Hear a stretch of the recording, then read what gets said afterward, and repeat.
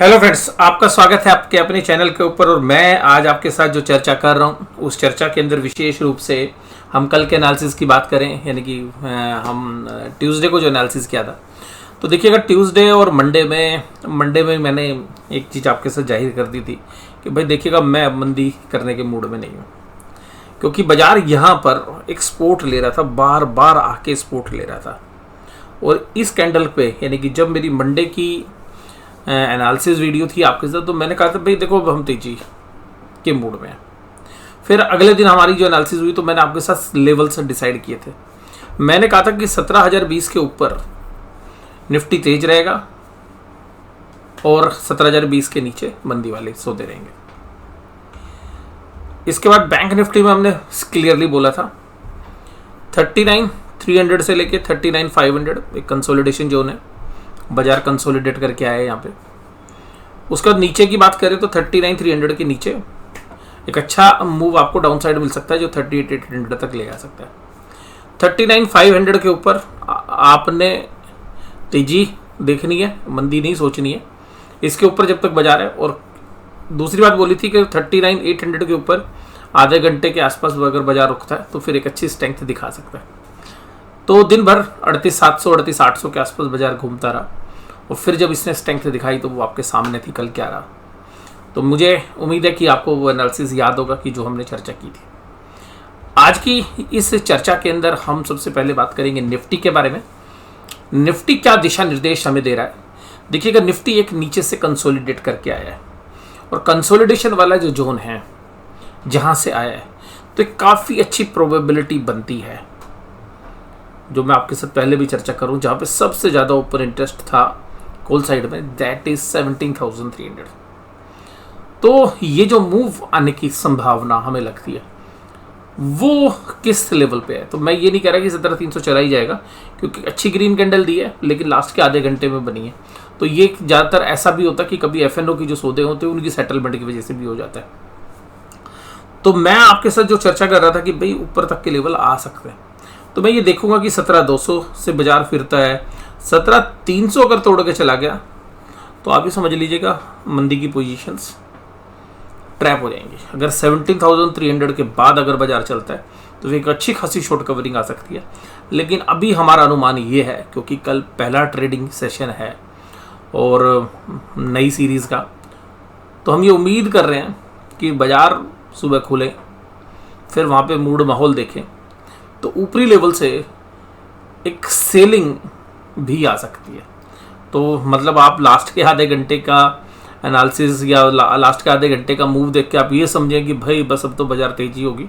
हाँ, बाजार में वीकनेस नहीं है, अब बाजार कंसोलिडेट कर सकता है। मतलब आप ये कह सकते हैं कि अब जो बायस्ड है वो हमारा न्यूट्रल है, दोनों साइड के लिए है। थोड़ा सा हमें लगता है कि बाजार ऊपर की तरफ के रुख अभी भी हमें लगता है, जैसे हमने मंडे को तो क्लियरली बोल दिया था कि भाई अब हम मंदी की तरफ नहीं देख रहे हैं, अब हम तेजी की तरफ देख रहे हैं। तो अभी मेरा जो व्यू है वो न्यूट्रल टू पॉजिटिव है। लेकिन एक बात आपको ध्यान रखनी है, ये केवल और केवल कल के लिए हम देख रहे हैं। अगर कल हालत बिगड़ जाती है, बाजार ऊपर से सेलिंग प्रेशर देखने लगता है, तो फिर हमें अपना व्यू दोबारा से देखना पड़ेगा। लेकिन अभी हमारा जो व्यू है वो न्यूट्रल व्यू है, न्यूट्रल टू पॉजिटिव है। अब ऊपरी लेवल पर बाजार टिकता है या नहीं टिकता है वो देखना पड़ेगा। बट मुझे पर्सनली जो लग रहा है वो आपको बताता हूँ। मुझे लगता है कि जिस तरीके से नेस्डेक के अंदर मूड माहौल सुधरा है, अभी हालांकि आज का ट्रेडिंग डे है, बाकी है वहाँ पे, तो अगर नेस्डेक का जो मूड माहौल सुधरा है उसको अगर हम देखें तो जो हमारे IT पैक के अंदर जो शेयर्स हैं वो काफ़ी बीट एंड डाउन है, तो वो इंडेक्स को एक टेक्निकल पुल बैक देने में सहायता दे सकते हैं। आप में से बहुत सारे जो हमारे व्यूअर्स हैं वो एक बात समझ रहे हैं कि FIIs ने जो सौदे हैं वो मंदी के काफ़ी ज़्यादा बना रखे थे पिछली सीरीज़ के अंदर। हालांकि उसमें से काफ़ी कम भी हो गए हैं, लेकिन अभी भी उनकी एग्रेसिवली तेजी वाली पोजीशंस नहीं है। तो अभी हम 1-2 दिन जो है वेट एंड वॉच करेंगे।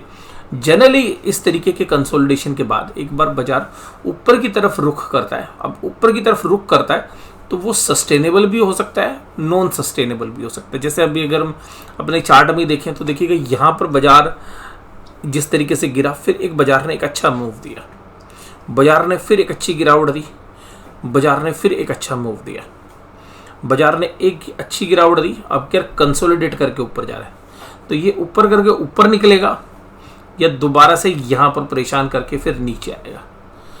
क्योंकि अभी तक जो पोजीशंस हैं, अभी तक भी जो खरीदार है वो परेशान है, यानी कि बुल्स है वो परेशान है। बुल्स की परेशानी का सबब खत्म हो जाएगा और मंदी वाला ट्रैप हो जाएगा अगर 17,300 के ऊपर बाजार जाता है।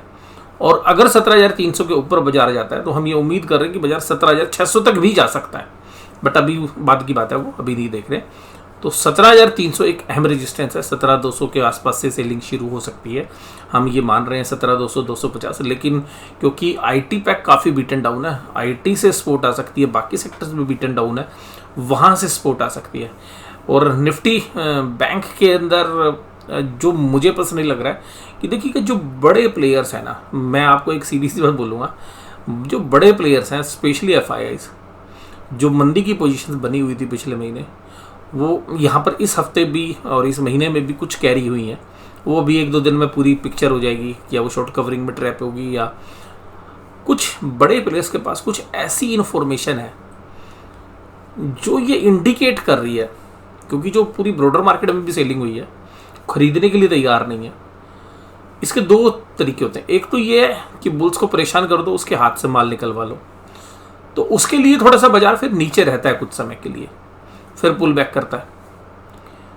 दूसरा ये भी है, जैसे भी कुछ समय नीचे रह चुका है, दूसरा ये भी है कि उनके पास कोई ऐसी सेंसिटिव इंफॉर्मेशन है और इंडेक्स रिलेटेड, या हम कह सकते हैं प्राइस सेंसिटिव इंफॉर्मेशन है, कि जो मूड माहौल को आने वाले समय में खराब कर सकती है। तो अब आप कहेंगे सर वो क्या हो सकती है, तो देखिएगा उसको प्रिडिक्ट करना तो देखिएगा हाँ मेरे लिए बड़ा मुश्किल है, लेकिन हमारे को जो सामने नज़र आ रहा है, क्योंकि जो मंदी की पोजीशन बनी हुई है, जो रिजल्ट थे पिछले 2 क्वार्टर में ख़राब थे, उसके बाद तीसरा जो क्वार्टर अब आ रहा है, अगर इसमें भी रिजल्ट ख़राब होते हैं तो जिनको थोड़ा बहुत कॉन्फिडेंस था कि चलो रिकवरी आ जाएगी, वो लोग भी नेट सेलर हो सकते हैं। तो मुझे लगता है कि जो बड़े प्लेयर्स हैं उन्होंने मंदी इसलिए बना रखी है कि अगर रिजल्ट ख़राब आएंगे तो बाजार को पीट देंगे, अदरवाइज अपनी जो हेजिंग की कॉस्ट है या अपनी शॉर्ट कवरिंग से उसको निपटा देंगे। तो सिंपल सी बात यहाँ पे ये है कि रिजल्ट से कोई बहुत अच्छी उम्मीद नहीं है, लेकिन अगले हफ्ते की शुरुआत से ही आपको प्रोविजनल डेटा मिलने शुरू हो जाएंगे। जब आप सोमवार या मंगलवार भी जाओगे बैंकों के, तो वहाँ से थोड़ा सा आइडिया लगना शुरू होगा। बैंकों पे मेरी जो राय है, क्योंकि जिस तरीके से भी चले हैं, तो मैं आपको बैंकों पे लिए चलता हूँ सीधे, और बैंकों पे सीधा लेके चलूँ तो देखिए ये बैंकों की अगर हम बात करें तो सीधी अगर हम बात करें यहाँ पे, तो बैंकों के अंदर जो दिशा निर्देश आ रहे हैं, तो यहाँ पे थोड़ा सा आपको ग्रीन लाइंस नज़र आ रही होंगी। तो ये जो ग्रीन लाइंस है, उस लाइन को आप देखने की कोशिश करिए, वो लाइन कहाँ पर आ रही है। वो लाइन आ रही है 40,224 के ऊपर, 40,200 लगा लीजिएगा, 220 लगा लीजिए। ये वो लेवल है जहाँ पर निफ्टी टच करने की कोशिश कर सकता है। ये देखिएगा, ये वाली जो कैंडल है, ये इससे पिछली एक्सपायरी में थी, 40,200 से बाजार ने स्लाइड किया था। उसके बाद अगर हम बात करें तो मार्च के अंदर ही ये जो बड़ी कैंडल है, इसने 40,200 को एक ही झटके में तोड़ दिया था। इसके बाद अगर हम देखें तो ये 40,200 से बेस बनाकर बाजार ने पलटी मारी थी। तो कुल मिला के ये 2 बड़ी कैंडल आई थी। तो यहाँ पर एक लड़ाई हम एंटिसिपेट कर रहे हैं। तो 40,100 40,200 से बाजार फिर सकता है, और ये भी हो सकता है कि ये जो मूव था ये खाली आपको ट्रैप कर रहा था और लोगों को कॉल खरीदवाने के लिए, और बाजार हो सकता है कल सुबह खुलते साथ निफ्टी बैंक शायद इतना अच्छा ना करे जितना आईटी पैक कर सकता है। मेरा थोड़ा सा कॉन्ट्रा व्यू है यहाँ पे। और क्योंकि निफ्टी बैंक के अंदर भी जो प्रोविजनल डेटा है, वहाँ तक शायद बाजार अभी वेट एंड वॉच की स्थिति में रहेगा कि भाई हाँ देखते हैं प्रोविजनल डेटा किस तरीके से आते हैं, तो फिर जो नई बात जो है वहाँ से की जा सकती है। देखिएगा बैंकों में मुझे जो लग रहा है, क्योंकि देखो बैंकों में भी ऊपर से एक अच्छी गिरावट हुई है, हालांकि बैंक ने अच्छे रिजल्ट दिए थे उसके बावजूद भी, लेकिन अब क्या है कि जो rate of interest, high rate of interest है, वो बैलेंस शीट में अब रिफ्लेक्ट होना शुरू होगा। क्योंकि जो बैंकों का नेट इंटरेस्ट मार्जिन है उस पर इम्पैक्ट पड़ेगा, क्योंकि अभी जो पुरानी एफडी थी, यानी कि जो कासा डिपॉजिट में अगर हम बात करें तो करंट अकाउंट सेविंग अकाउंट की तो कॉस्ट है नहीं ज़्यादा, लेकिन जो टर्म डिपॉजिट्स हैं बैंक के उस जिसमें एफडी और रिकरिंग डिपॉजिट मेजर है, उसकी जो रेट ऑफ इंटरेस्ट की जो साइकिल है वो पिछले 2 क्वार्टर के अंदर सबसे ज़्यादा आई है। तो वहाँ से जो रेट ऑफ इंटरेस्ट बढ़ा है और उसको फिर जब आपने लोन में पास ऑन किया तो यहाँ पे क्या हुआ है कि एक आपकी कॉस्ट ऑफ डेट बढ़ गई बैंकों की। तो कॉस्ट ऑफ डेट बढ़ने से क्या हुआ कि अभी तो आप पुरानी एफडी के पैसे लोन में बांट रहे थे, तो आपको एक एडवांस में जो है अर्निंग्स मिल रही थी, यानी कि जो पुराना पैसा उसको आपने ज़्यादा रेट ऑफ इंटरेस्ट पे दे दिया। लेकिन अब जो पैसा आपके पास एफडी का आ रहा है वो भी, उसकी कॉस्ट भी बढ़ गई है। लोन का कॉस्ट तो हालांकि आपने बढ़ा ही दिया है। तो लोन महंगा होने पर एक लोन ग्रोथ की में भी चांसेस हैं। देखिए, लोन तो बहुत लोगों को चाहिए, आप लोन बांट भी दोगे, लेकिन एक हाई रेट ऑफ इंटरेस्ट, मान लीजिएगा आप 11% पे या 12% पे फाइनेंस कर रहे हैं, तो 12% की रिटर्न ऑन इक्विटी बिजनेसमैन को निकालना थोड़ा सा मुश्किल हो जाता है, और एक ऐसे एनवायरनमेंट में जहाँ पे कंपिटिटिव है।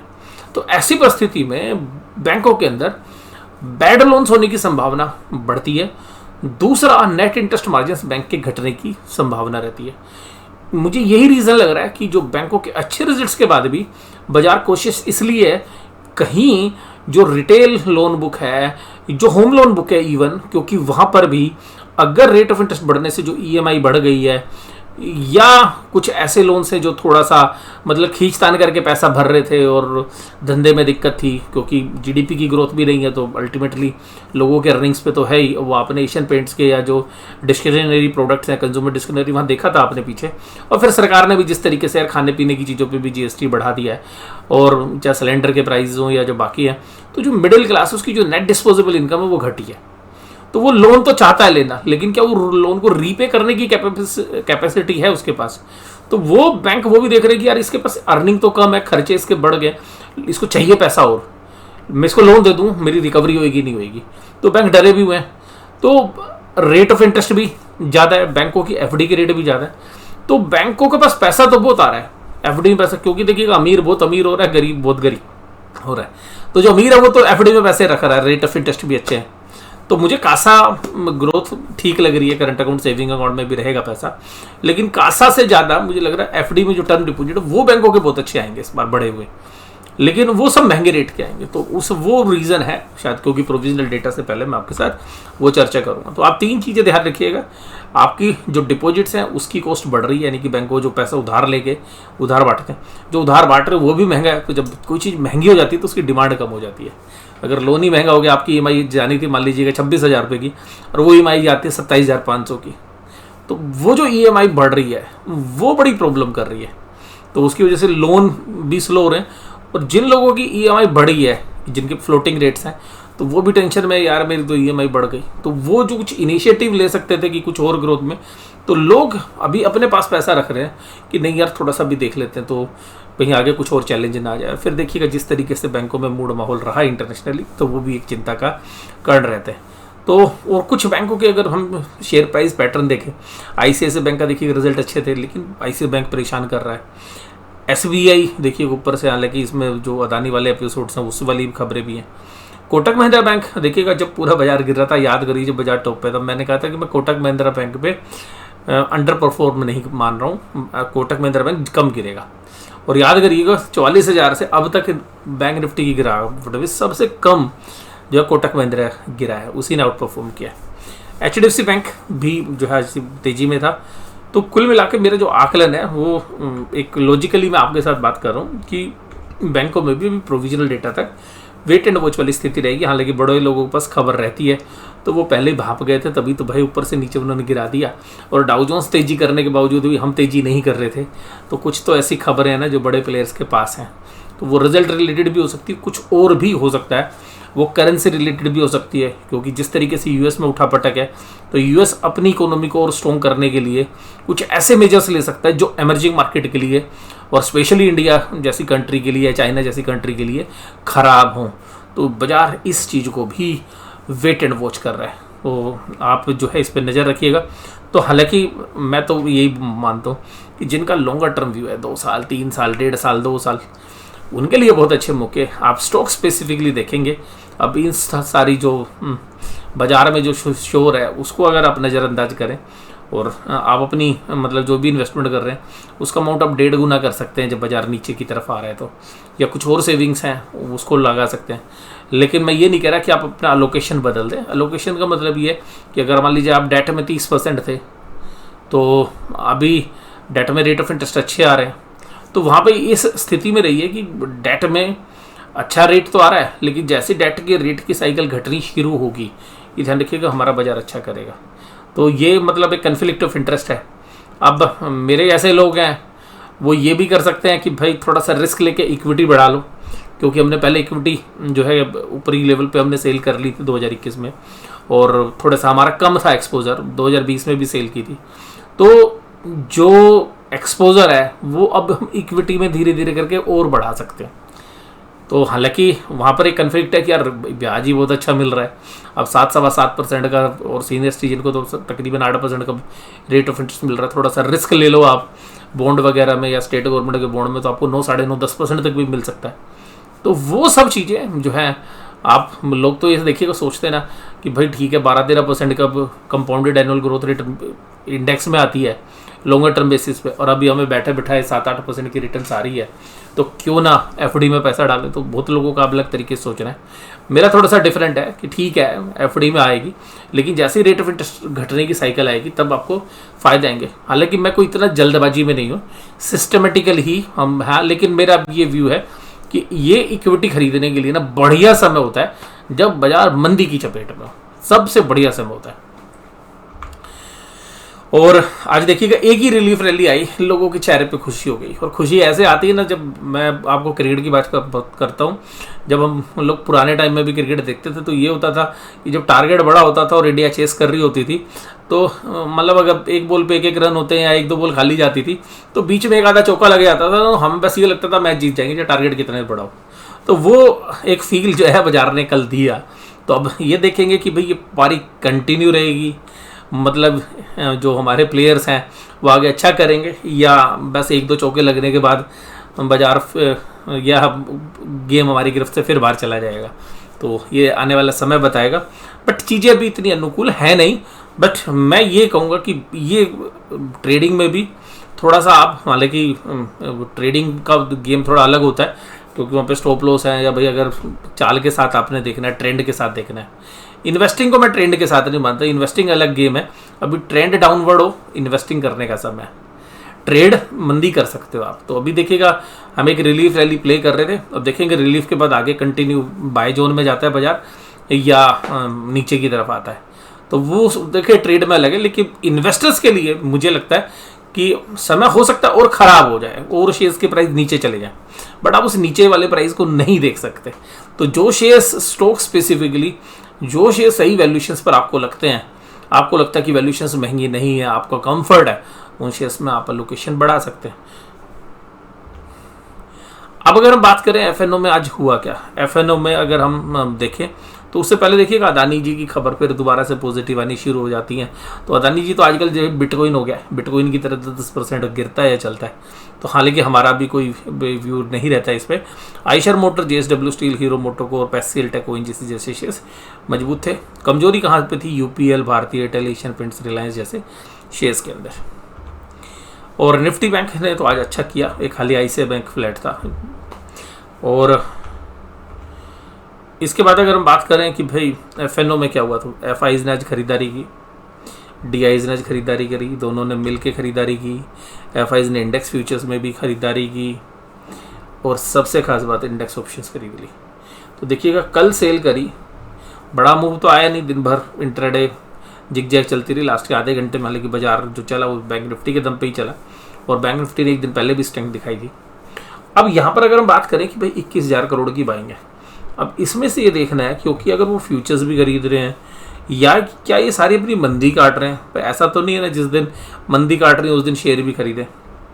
तो जब मंदी काट रही हो तो ये ऐसा भी रहता है कि बाजार को खरीद के ऊपर ले जाके मंदी बनाने के चांसेस भी रहते हैं। तो वो देखेंगे अभी हम। लेकिन 21,000 करोड़ की बाइंग है और ये पहले भी अच्छी बाइंग थी। तो बड़ी बाइंग के बाद एक बड़ा मूव आता है, तो बाजार पहले से नीचे है तो बहुत लोग एंटिसिपेट करेंगे ऊपर भी आ सकता है, लेकिन ऐसा कोई गोल्डन रूल नहीं है। अगर उन्होंने कोई बहुत बड़ी मंदी खेलनी है तो हो सकता है वो अभी भी पुट खरीद रहे हों और अभी भी बाजार को नीचे गिराना चाह रहे हों। स्टॉक फ्यूचर्स भी खरीद लिए हैं, स्टॉक ऑप्शंस में सेलिंग कर दी है। पुट कॉल रेशो न्यूट्रल है निफ्टी की, बैंक निफ्टी की स्लाइटली मतलब ये कह सकते हैं कि थोड़ा सा ख़राब नहीं है बट ओवरबोट की तरफ जा रही है। तो मुझे पर्सनली ऐसा लग रहा है कि हो सकता है कल निफ्टी बैंक के स्टॉक्स अच्छा ना करे थोड़ा, क्योंकि वो 200 की जो मैंने भी आपको बताया 40-220 के आसपास जो है वो एक रेजिस्टेंस भी है, तो वो हो सकता है। और वहाँ पे निफ्टी में 17,300 है, तो आईटी शेयर, सीमेंट या बाकी मेटल्स का यूज़ करके 17,300 चला जाए और निफ्टी बैंक शायद इतना ना परफॉर्म करे। डाउ जोन्स ने भी देखिएगा 1% की तेज़ी दी है और तकरीबन 0.25% से ज़्यादा की तेज़ी नेस्डेक में थी, तो मुझे लग रहा है आईटी थोड़ा सा अच्छा कर सकता है। ब्रेड क्रूड $78 के ऊपर काम कर रहा है। ऑप्शन चेन की डेटा भी देखें तो 17,000 के ऊपर देखिएगा पुट राइटर एग्रेसिव आ गए हैं, तो 17,000 एक बेस बनता हुआ नजर आ रहा है। 1,51,000 कॉन्ट्रैक्ट है, हालांकि कॉल राइटर 1,14,000 है, वो कहीं फीके पड़ रहे हैं। और उसके बाद देखिएगा 17,200 हुआ, 17,300 हुआ, तो ऐसी कोई मेजर कॉल राइटिंग नहीं है। जबकि पुट राइटर अगर 17,000 के नीचे देखें तो 16,945,000 है, तो कॉल राइटर अब इतना एग्रेसिव नहीं है। तो कल की जो स्थिति है वो हम न्यूट्रल मान के चल रहे हैं, न्यूट्रल टू पॉजिटिव। लेकिन ये ध्यान रखिएगा कि वहाँ से ट्रेंड रिवर्सल होता है, सेलिंग होती है, या आज कुछ ऐसे संकेत और डेवलपमेंट हो जाते हैं इस वीडियो डालने के बाद, तो परिस्थिति बदल भी सकती है। बट अभी कल के लिए हमारा न्यूट्रल टू पॉजिटिव व्यू है, लेकिन ऊपरी लेवल से हम सेलिंग को भी देख सकते हैं, क्योंकि अगर बड़े प्लेयर्स अप्रैल के अंदर जो रिजल्ट्स देख रहे हैं उसके हिसाब से दोबारा मंदी करते हैं, तो फिर देखिएगा जो भी मंदी आएगी वो 16,800 के नीचे आएगी। 16,800 और 17,300 तक जब बाजार है, जब तक आप ट्रेंड खेलते रहिए, 16,800 17,000 की रेंज के आसपास बाइंग है, 17,300 के आसपास की सेलिंग है। और अगर 17,350 के ऊपर क्लोजिंग दे दे भैया मंदी काट लो। 50 पॉइंट का स्टॉप लॉस रखना है, 17,350 के पास सौदा नहीं रहना चाहिए। नीचे 16,800 के नीचे अगर बाजार टूट के क्लोज हो जाता है तो फिर मंदी के सौदे आ जाएंगे एग्रेसिव। उसी तरीके से निफ्टी बैंक में भी देखें तो 40,000 के आसपास देखिएगा कॉल राइटिंग थी 28,000 कॉन्ट्रैक्ट, पुट राइटिंग थी 30,000। कॉल राइटर थोड़े से एग्रेसिव थे क्योंकि वो 40,000 लास्ट में आया था। अगर कॉल राइटर की बात करें तो ऊपर कोई कॉल राइटर है नहीं और डेटा है भी नहीं ज़्यादा, तो मुझे लगता है कि आज की इस चर्चा में लगता है इतनी बात काफ़ी रहेगी। और मैं आपको फिर बता रहा हूँ, देखिएगा जो फ्राइडे का सेशन है या अगले दिन जब छुट्टी होती है तो ज़रूरी नहीं है कि कोई वीडियो हमारी जो है वो शेयर हो। इसके अलावा आज एक लाइव सेशन जो है हम आपके साथ करेंगे, उसका टाइम अभी शेड्यूल किया है हमने, हालांकि वो alpha members exclusive live session है, तो उसका जो टाइम रखा है वो हमने 6 बजे का रखा है। लेकिन हो सकता है कि अगर किसी कारण से उसका टाइम थोड़ा सा आगे भी जा सकता है, अगर होगा तो वो आपको सूचना दे दी जाएगी। बट मोस्ट प्रोबेबली हम कोशिश करेंगे कि 6 बजे ही हो, लेकिन कुछ वर्किंग की वजह से हो सकता है कि वो थोड़ा सा हो जाएगा। अगर होगा तो वो आपको व्हाट्सएप पे मैसेज दे दिया जाएगा। तो आज की इस चर्चा में बस केवल इतना ही, और वीडियो देखने के लिए धन्यवाद, थैंक यू वेरी मच। और इसके अलावा कुछ स्टॉक स्पेसिफिकली वीडियोस मैं वीकेंड के ऊपर मैं जो है आपके साथ शेयर करने की कोशिश करूंगा। तो कल फ्राइडे के बाद सैटरडे संडे में कुछ वीडियोस हम स्टॉक स्पेसिफिकली भी फंडामेंटल्स एंगल से भी आपके साथ शेयर कर सकते हैं। तो जिन शेयर्स के ऊपर आप चाहते हैं तो उसमें कमेंट करिएगा, तो कुछ वीडियो आपके फोरम पे, कुछ अल्फा वाले फोरम्स पे, दोनों जगह हम शेयर करने की कोशिश करेंगे। तो वीडियो देखने के लिए धन्यवाद, थैंक यू वेरी मच।